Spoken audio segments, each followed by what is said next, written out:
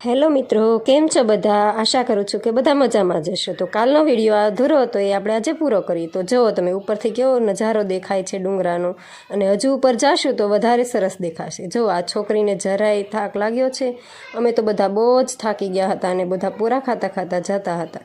જો અમે બધા બેસી ગયા વચ્ચે જઈ અને બધા બહુ જ થાકી ગયા હતા અને હવે ચડાય એમ હતું નહીં, પણ બધા એમ કહેતા હતા કે હવે આવી ગયું છે। એટલે પછી બધા ચાલવા લાગ્યા અને ફાઇનલી અમે પહોંચી ગયા છીએ ડુંગર ઉપર।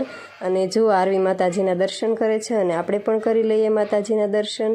અને અહીંયા હતી બણભા ડુંગરની દેરી, એના પણ અમે દર્શન કર્યા। અને મનમાં આપણને જે કાંઈ મનોકામના હોય તે આ સિક્કો લગાવીએ અને માની લઈએ તો આપણી બધી જ મનોકામના પૂર્ણ થાય છે। તો એવું આ પૂજારીનું કહેવું હતું। પછી અમે ડુંગરથી નીચે ઉતરવા લાગ્યા અને નીચે ઉતરવામાં પણ બધાને બહુ જ બીક લાગતી હતી, કેમ કે બધાના પગ ધ્રુજતા હતા અને મેં પણ હિલ્સ પહેરી હતી, એટલે જો કાઢી નાખી અને પછી ઉતરતી હતી કેમ કે હિલ્સમાં નહોતું ફાવતું। તો જોઈ શકો છો તમે।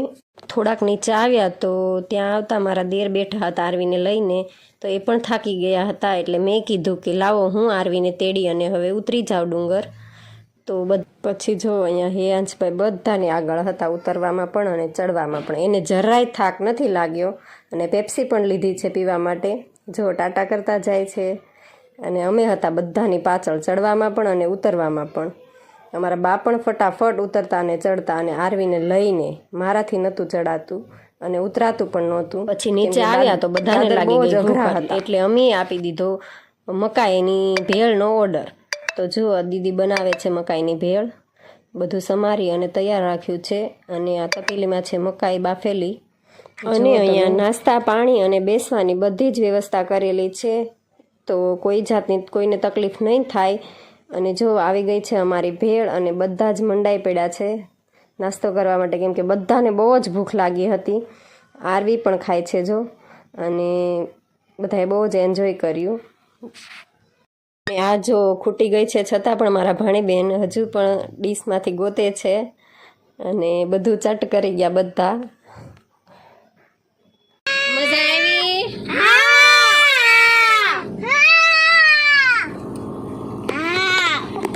તમને? મને બહુ મજા આવી। હવે અમે આવી ગયા છીએ ગલતેશ્વર, અને ત્યાં આવતા જ તે બહાર બહુ મસ્ત ડેકોરેશન કરેલું છે, તો ત્યાં બધા મંડ્યા ફોટા પાડવા અને જો એકાબીજાના ફોટા પાડી દે છે। તો બહારથી કાંઈક આવું દેખાય છે ગલતેશ્વર। રાતનો ટાઈમ હતો એટલે લાઇટિંગ બધી શરૂ હતી, એટલે બહુ સરસ દેખાતું હતું।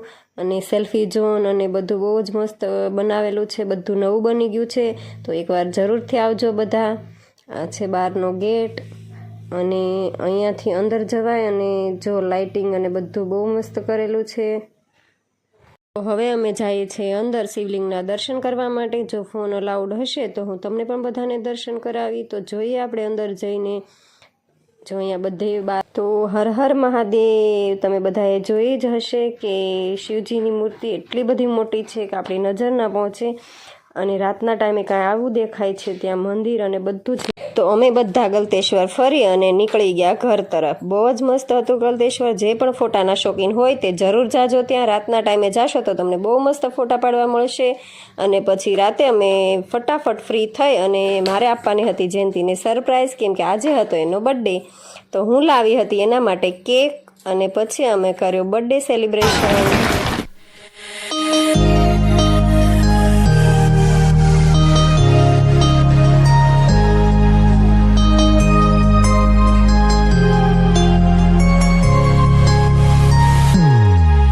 Happy birthday to you.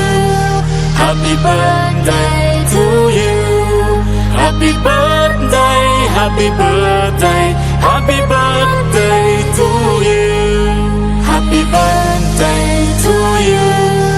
Happy birthday.